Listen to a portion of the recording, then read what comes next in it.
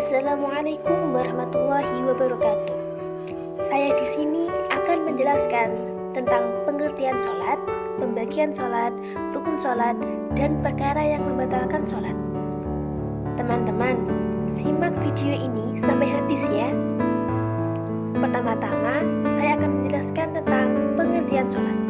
Sholat secara bahasa adalah doa atau cara berdoa untuk meminta permohonan kepada Allah Subhanahu wa Ta'ala. Sedangkan menurut istilah, sholat adalah ibadah yang terdiri dari beberapa bacaan dan gerakan yang dimulai dengan takbiratul ihram dan diakhiri dengan salam. Sholat dibagi menjadi dua jenis, yaitu sholat fardu dan sholat sunnah. Sholat fardu adalah sholat yang wajib dikerjakan setiap hari pada waktu-waktu tertentu. Hukum sholat fardu adalah wajib dan dapat mencegah seseorang dari perbuatan keji dan mungkar. Selama satu hari, sholat fardu yang wajib dikerjakan adalah 5 waktu, yaitu subuh, zuhur, asyar, maghrib, dan isya. Sedangkan sholat sunnah adalah beragam jenis sholat yang dianjurkan untuk dikerjakan, akan tetapi tidak diwajibkan. Seorang muslim tidak berdosa ketika tidak melaksanakan sholat sunnah, sedangkan melaksanakannya berarti memperoleh pahala. Selanjutnya, saya akan menjelaskan rukun sholat. Rukun sholat adalah unsur-unsur yang wajib dikerjakan dalam sholat dengan sempurna. Apabila salah satu rukun sholat tidak dikerjakan atau tertinggal, maka sholat tidak sah. Berikut ada 13 rukun sholat disertai penjelasannya. Rukun sholat yang pertama, niat. Sebelum memulai sholat, muslim perlu membaca niat sholat. Niat ini disesuaikan dengan sholat yang akan dikerjakan. Rukun yang kedua, berdiri bagi yang mampu. Hadis riwayat Al-Bukhari menjelaskan bahwa sholatlah dengan berdiri. Bila tak mampu, maka boleh duduk. Bila tak mampu juga, maka boleh tidur miring. Rukun yang ketiga, takbiratul ihram.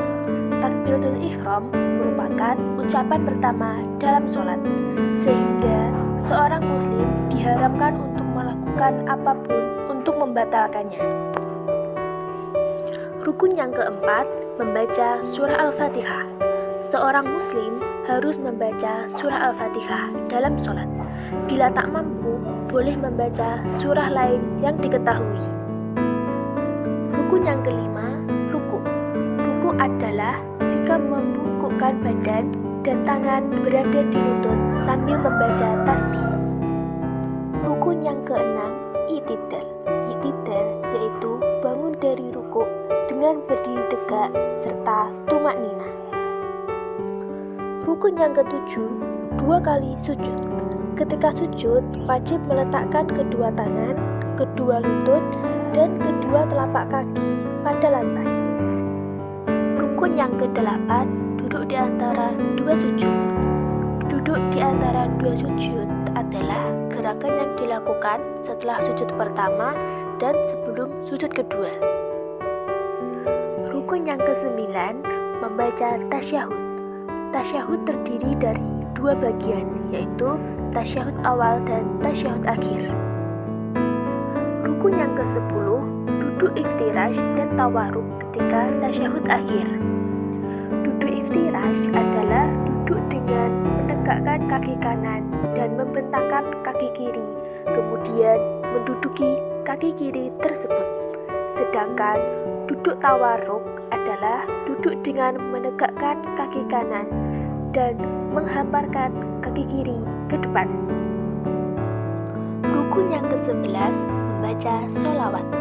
Membaca sholawat atas Nabi Muhammad SAW pada tasyahud akhir hukumnya wajib, sedangkan pada tasyahud awal hukumnya sunnah. Rukun yang ke-12, salam. Salam ialah menoleh ke kanan dan ke kiri seusai bacaan tasyahud akhir, seraya mengucap salam. Rukun yang terakhir adalah tertib. Maksudnya adalah mengerjakan rukun sholat dengan tertib. Berikut itu adalah penjelasan dari beberapa rukun sholat. Selanjutnya, saya akan menjelaskan hal-hal yang membatalkan sholat. Ada beberapa hal yang membatalkan sholat, di antaranya sebagai berikut: berhadas besar atau kecil, terkena najis, terbuka aurat, berbicara dengan sengaja, makan dan minum saat sholat, mengurangi rukun sholat, belum masuk waktu sholat, dan bergerak banyak selain gerakan sholat. Sekian penjelasan tentang sholat dari saya. Saya mohon maaf bila ada salah tutur kata. Wassalamualaikum warahmatullahi wabarakatuh.